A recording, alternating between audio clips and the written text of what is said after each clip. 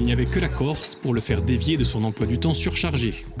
Ce n'est pas moi qui le dis, mais lui, Jean-Christophe Spinozzi, un des musiciens hexagonaux les plus souvent invités à diriger les grandes phalanges symphoniques de Berlin, Vienne, Londres, Stockholm ou même Osaka. S'affranchir des frontières, c'est d'ailleurs son leitmotiv depuis toujours. Il nous dit pourquoi, avec ou sans filtre.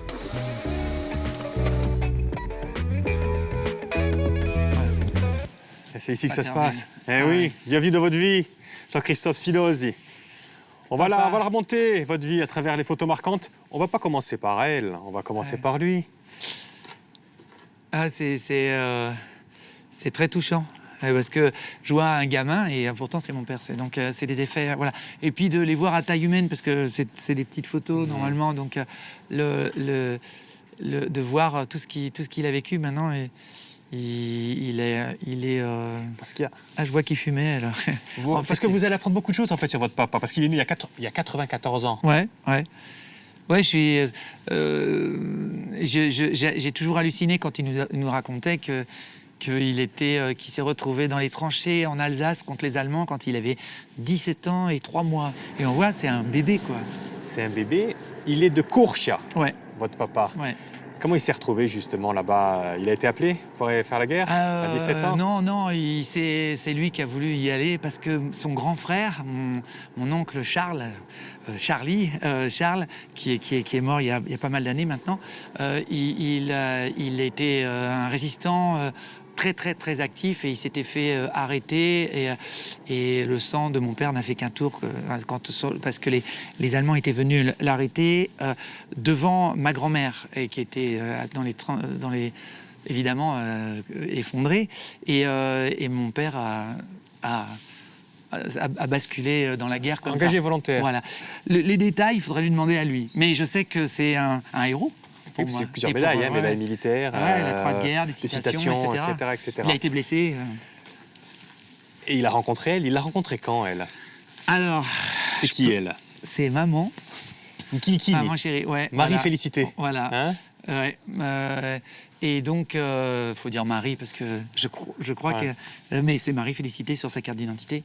Et je peux pas vous dire comment ils se sont rencontrés d'ailleurs, mais ils se sont rencontrés, sinon je serais pas là. Et de Caldarello, elle. Voilà, de Caldarello, mais ils se sont rencontrés sur le continent, je crois. Et son caractère à elle? Je vois avec le recul des années combien elle a toujours dit vrai et concret et combien elle voit, elle n'est pas extra-lucide, mais elle voit clair et avant, et elle nous a toujours profondément guidés dans l'ouverture et le regard qu'on doit avoir sur le monde. On va y arriver sur ce qu'elle a fait pour vous, bien sûr. Mais ce qu'elle a fait pour vous, justement, elle ne l'a pas fait pour elle, parce qu'elle aurait pu avoir une carrière brillante, finalement, votre maman. Mais il a fallu qu'elle mette un petit peu le holà à tout ça, à cause de ça. Voilà. Hein, maman et papa, d'ailleurs, sont avant de passer à ça, justement, mais c'est le résultat, sont plein d'amour. Et ça, c'est quelque chose c'est la chose que j'emporterai avec moi. C'est combien il y a eu une dose d'amour qui nous a été versée. On a rempli les réservoirs au-delà de ce qui était possible avec mes parents. Et je me dis aussi, parce que c'était pas toujours facile, que l'essentiel, eux, ils avaient aussi vu clair. L'essentiel, c'est de remplir d'affection et d'amour. Après, vous êtes chargé pour affronter cette vie qui n'est pas facile. Donc ça a donné ça. Il y a 6 enfants, hein? Ouais. 6 enfants, 6 frères et sœurs dont il a fallu s'occuper. Ouais, non, c'était pas facile. Dans l'ordre chronologique, Philippe, mon frère, est né. Bruno, le numéro 2. Moi, le numéro 3. Stéphanie, la 4. Nathalie, la 5. Et Sophie, sur les épaules de mon frère Philippe, la 6. Voilà. Sur le continent, vous allez être élevé. Bien sûr. Hein? Pas en Corse, pas en Corse. Parce que votre papa, après l'armée, il va faire carrière plutôt dans les entreprises. Hein? Oui, voilà, il va déménager, il va emmener tout le monde un petit peu. Du côté de quelle région vous allez grandir? Dans la région parisienne. Aulnay. D'abord un petit peu à Drancy, puis ensuite à Aulnay, et dans un endroit incroyable, la cité des 3000. Mais on était tellement heureux, familialement, que ça a été justement l'amour a donné beaucoup de profondeur à cette période. Et on a tous, je crois, beaucoup appris. C'était génial. C'est génial, pourquoi? Pour ça, notamment.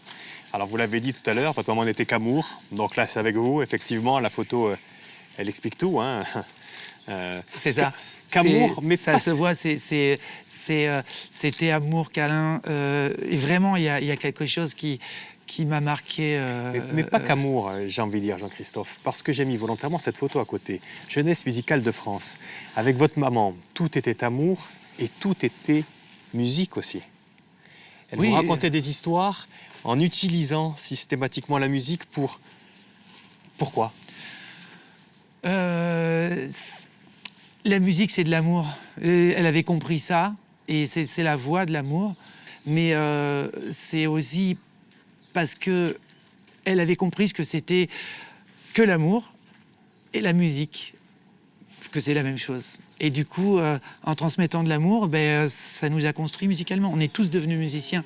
Il n'y avait même pas besoin de mots. Et ma maman, elle nous racontait, pour nous endormir, des histoires en nous faisant écouter de la musique classique, ou pas que d'ailleurs, et dans laquelle les phrases musicales, les instruments, oui, devenaient des personnages, mais plus que des instruments. Je me rappelle très très bien maintenant, les phrases musicales, elle avait compris toutes les modulations, les structures, le développement, le deuxième thème, elle analysait, mais elle scannait la partition d'une manière instinctive, et ça devenait des scénarios incroyables.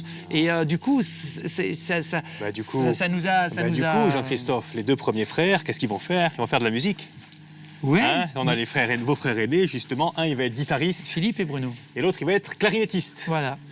Et vous, qu'est-ce que vous allez devenir? Eh bien, on ne donne pas la réponse là, justement. Qu'est-ce que vous allez devenir avec cet amour? On ne va pas le voir là, on le voit dans une autre pièce. Hein? D'accord. On laisse durer un peu le suspense. Oui. Ok. Allez, venez. Merci.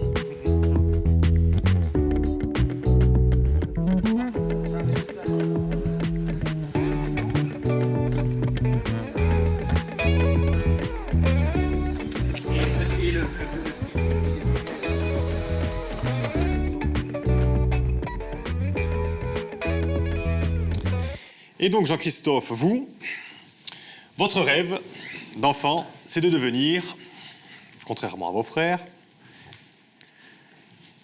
chirurgien. Ouais, c'était un de mes rêves. Là, à cet âge-là, je voulais devenir chirurgien, mais je pensais aussi être musicien, être sportif aussi. J'avais ces trois passions, quoi. Ouais. La musique, la médecine et le sport. J'ai toujours adoré ces trois univers. Mais voilà, mais j'ai vraiment pensé aussi devenir chirurgien. Et puis la musique, on l'a dit tout à l'heure, vos deux frères, un avait choisi la guitare, l'autre la clarinette. Vous, il va vous falloir choisir un instrument. Et vous allez vous tourner vers celui-ci, vous. Pourquoi vous choisissez le violon, vous? Qu'est-ce qu'il a, cet instrument? Parce que vous le choisissez très tôt. Je trouve qu'il est humain, que c'est comme une voix. Il parle. Et on peut raconter des histoires. On en revient toujours à la même chose. Et il chante. Donc c'est la même chose, c'est du chant et du parler pour moi. Et donc c'était intéressant. Il permet aussi de jouer avec les autres. C'est un instrument qui s'emploie beaucoup d'abord, même avec d'autres gens, dans l'orchestre, etc. Donc c'est un instrument assez communautaire. Voilà, c'est pas contrairement à ce qu'on croit, je trouve que le violon, c'est pas un instrument de solitaire. En tout cas, moi, c'est comme ça que je le vois. Il y a des gens qui voient ça comme l'instrument du soliste, du solo. Moi, j'adore échanger la musique. Pour moi, la musique, c'est pas tout seul. C'est pour ça que j'ai aimé le voir comme ça. Et très rapidement, alors je sais que vous n'aimez pas le terme, mais vous êtes assez doué, finalement. Et on vous fait comprendre que ça serait bien que vous deveniez soliste. Et c'est à quel moment que, justement, vous dites allez, peut-être que je vais tenter le côté soliste? Alors, je comprends qu'il faut que je choisisse parce que ça devient trop difficile. Ça demande trop de temps de faire de la musique, trop de temps d'être en seconde C. À l'époque où j'étais en seconde, c'était la C.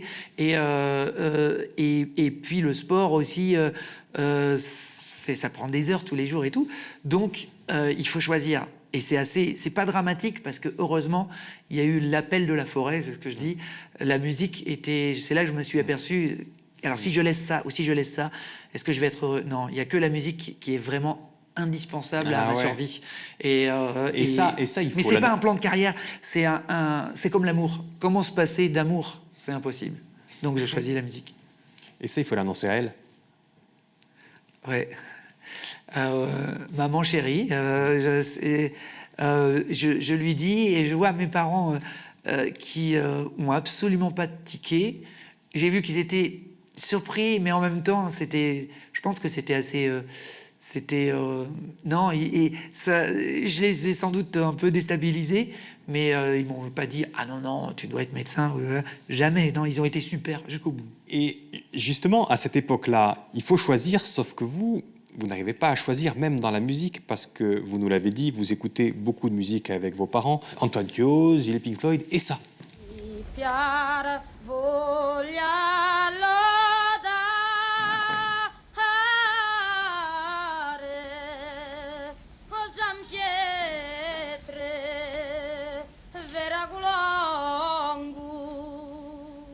Ça, c'est un disque qu'on avait à la maison, bien sûr. C'est presque une Bible.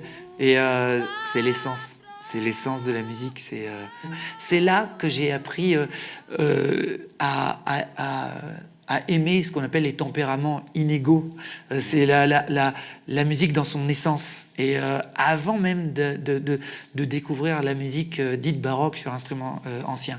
Et en plus de ça, dans la musique corse m'a aidé parce que grâce à Félix Kulici, on n'a pas rompu le fil de la tradition orale. Il a failli se rompre. Et c'est lui qui a gardé ça comme quelque chose de continu, le continuum de la musique. Il a pu exister grâce à des gens comme lui et qu'on ait pu reconstruire après les polyphonies à travers ça.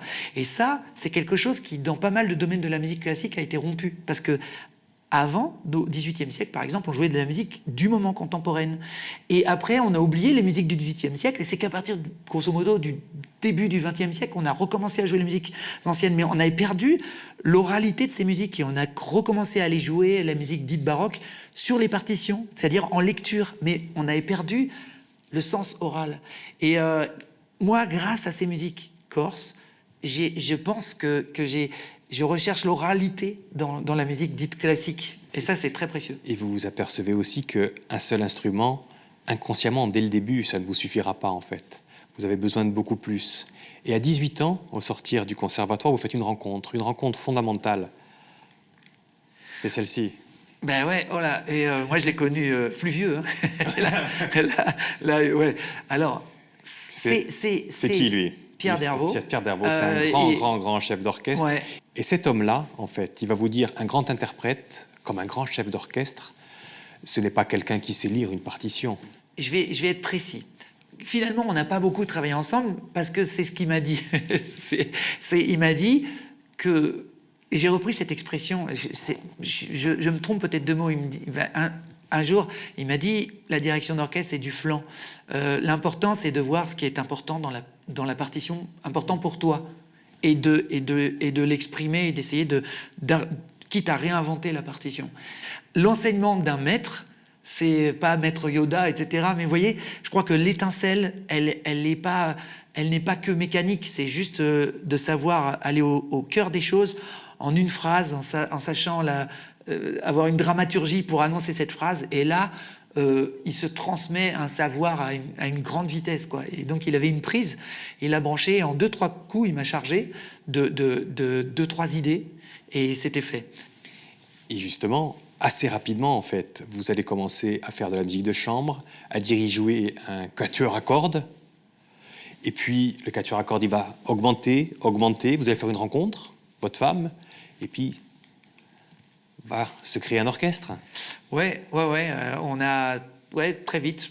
Du coup, j'ai utilisé ce que je savais faire au violon et à la direction d'orchestre pour essayer de créer un orchestre qui soit à la fois un vrai orchestre, mais où il y ait des rapports de chambristes, ce qu'on appelle, c'est-à-dire que des rapports un peu familiaux. Ça a été une période passionnante, le fait de lancer un orchestre, compliqué parce que avec des énergies contradictoires, mais je pense que ça a finalement marché. Ben, ce qui a marché, c'est qu'il va y avoir un déclic en fait.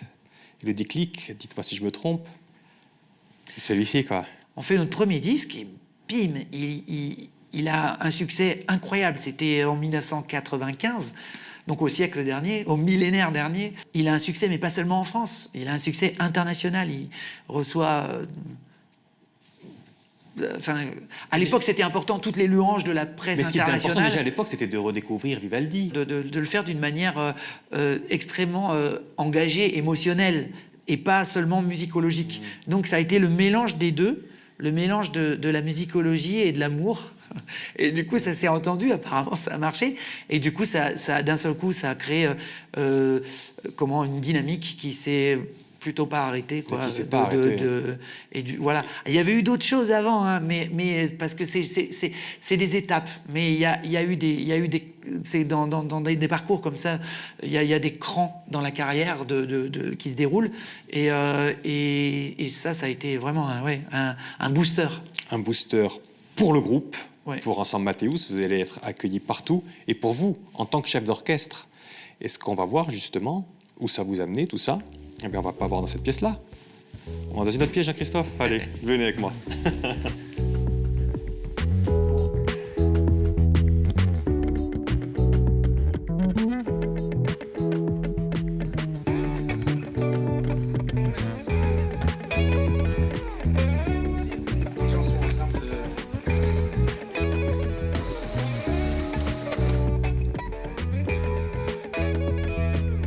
Allez, Jean-Christophe, petit voyage qui n'est rien à côté des grands voyages que vous faites désormais, parce qu'on vous accueille partout dans le monde, Jean-Christophe. Et quand vous arrivez quelque part, c'est ça que vous faites.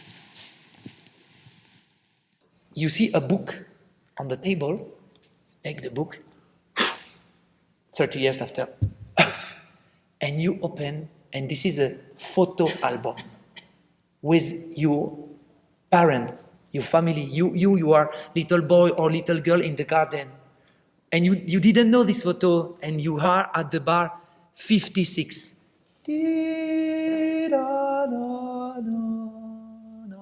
Because you know, Shostakovich is the B tonality, major and minor together. Major is this lost past, this beautiful past, and the minor, the second violin are the present, the terrible present. All is death. I propose to feel that and to play this music like that. Magnifique. Ah, magnifique, c'est magnifique. Vous arrivez, c'est Tokyo, là, hein, j'imagine? Non, c'est pas Tokyo, là c'était Osaka. Osaka. Donc, on vous présente le nouvel orchestre que vous allez devoir diriger.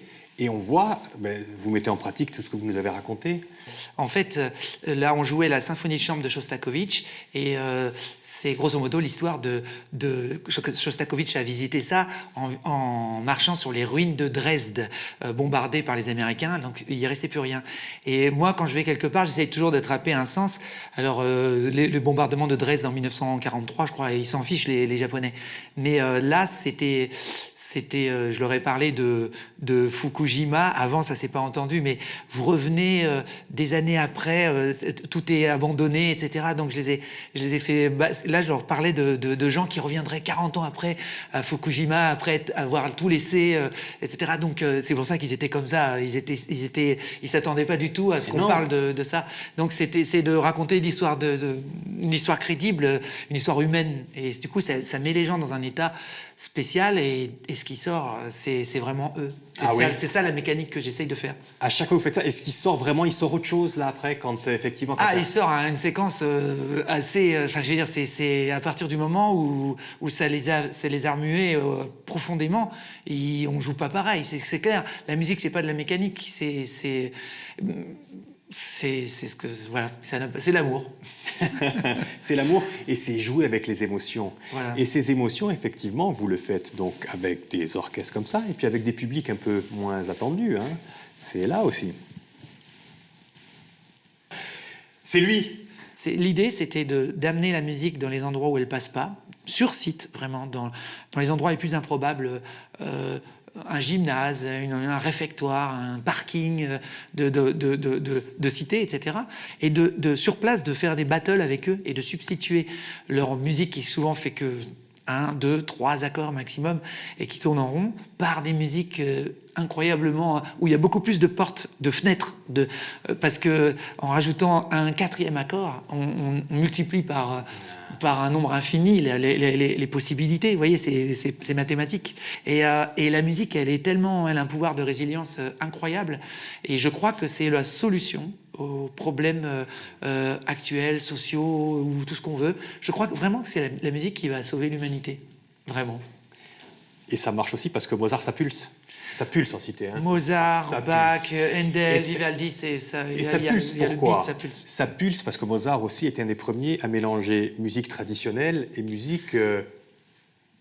On ne peut pas dire que c'était un des premiers, mais à l'époque, c'était quelque chose qui se faisait. C'est-à-dire que les compositeurs, ils puisaient dans la musique traditionnelle, la musique populaire, des idées, des thèmes, Exactement. des notes, des mélodies ou des fragments de mélodies, et ils les faisaient vivre dans des symphonies, dans des opéras. Donc c'était relié, tout ça c'était relié, c'était une célébration de quelques notes qui représentent les émotions, et on les faisait monter au ciel dans des formes symphoniques ou opératiques incroyables, et tout le monde pouvait les ressentir. Et vous, justement, vous êtes inspiré de ça aussi. La preuve. Mélanger aussi, justement, ces musiques traditionnelles et populaires, c'est vieilles charrues, ça. Ouais. Sauf qu'à l'époque, quand vous faites ça, c'est il y a des années, c'était pas super bien vu, finalement. Alors, en fait, je sais pas. Là, les vieilles charrues, il y avait... Regardez, on voit dans les reflets, dans les lunettes. Il y avait 80 000 personnes là devant moi. 80 000. Donc, moi, j'ai jamais eu un public comme ça de 80 000 debout en train de... Wouah, c'est juste... on voit même pas la fin, c'est comme la mer. Et puis, genre, on était passé... Avant nous, il y avait eu Sting, et après nous, il y avait Bob Dylan. Quoi. Donc, c'est juste incroyable. En fait, c'est... pas tellement... Là, c'était un tel événement populaire et ça a rendu tellement de gens heureux que, justement, il y a des gens du milieu qui ont eu du mal à comprendre que c'était d'abord une action sincère de partage. Et le temps de comprendre que c'était quelque chose qui est important pour moi et dans notre vie, que c'est une vraie démarche, une vraie stratégie qui essaye de recoller les musiques savantes aux musiques dites populaires ou dites savantes. Et c'est vrai qu'il y a eu quelques frictions, quoi, parce que tout ce qui est transversal, on en parle beaucoup justement dans la société, voilà, mais en art, ça devrait être la démonstration qu'il faut. Mais ça se faisait pas trop comme ça. Donc voilà, on a ouvert des portes, je crois, et ça finit par être Après, ça compris. finit par infuser. Voilà. Et vous ouvrez d'autres portes aussi, des portes beaucoup plus inattendues. Regardez.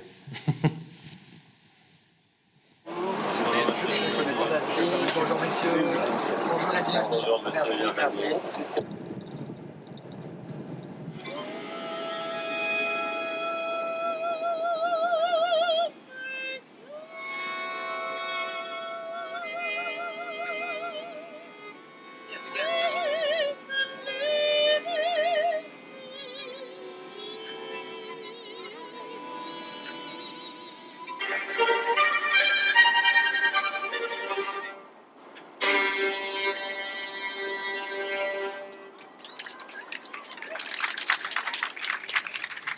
Eh oui, vous ouvrez même les portes presque de l'espace. En fait, l'idée d'amener la musique partout, le check avec les passagers, c'était sympa. L'idée d'amener la musique partout, parce que c'est... Moi, je reprends la phrase d'un musicien qui est mort maintenant, que j'admire beaucoup, qui s'appelle Nikolaus Harnoncourt, qui est tellement vrai. Il fut un temps où la musique était un élément essentiel de la civilisation.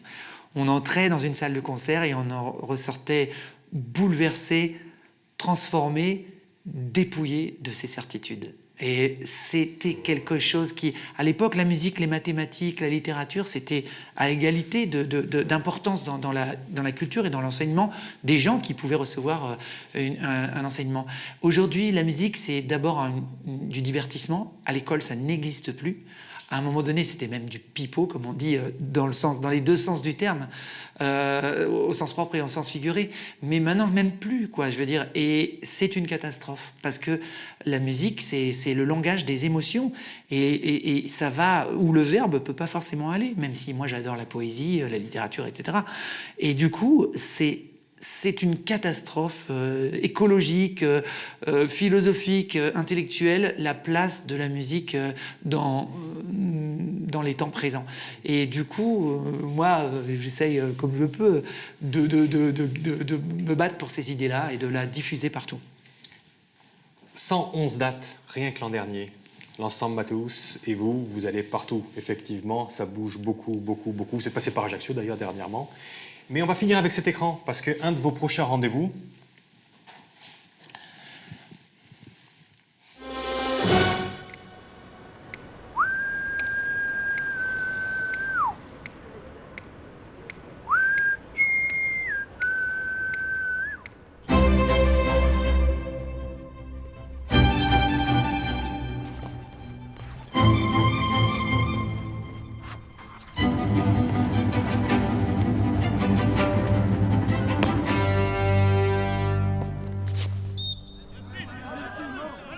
et Oui. ça vous tient à cœur, ça. Mais le Paris 2024, ça va être le plus grand événement mondial en communication, hein, on peut le dire. Donc j'ai repris l'idée de jouer un opéra qui s'appelle l'Olympiade de Vivaldi. Et l'idée, c'est de décliner une route olympique et musicale, de souligner, par exemple, il va y avoir le breakdance, donc c'est de la danse qui va rentrer aux Jeux Olympiques comme sport olympique en 2024. Et on va le décliner dans une série de courts-métrages Qui vont évoquent les Jeux Olympiques. un par mois, 24, voilà, un par mois voilà. avant les Jeux Olympiques. Voilà. C'est sur Si France tout va Télé. bien. C'est sur France Télé. Si tout va bien. Si tout va bien. On Si en tout- parle avec eux. si là. tout va bien. Voilà. Bon, ben voilà. Donc c'est le prochain projet, un de vos nombreux projets. Merci. Merci à vous. Allez, un petit selfie avant de partir. Avec plaisir. Parce que je sais que vous reprenez l'avion immédiatement. Là, hein, on vous attend déjà ailleurs. Hein. Oui, je dois penser. Merci, merci infiniment, Jean-Christophe. Merci à vous. Un de ces jours en Corse, on vous voit pas souvent encore, d'ailleurs. Hein, Et ben, mon plus grand souhait, c'est de venir plus souvent. Bon. Voilà. Ben, on Et sera là. j'y travaille. Mais allez, on sera là. Merci Au revoir, beaucoup. au revoir, Au revoir, Jean-Christophe. merci.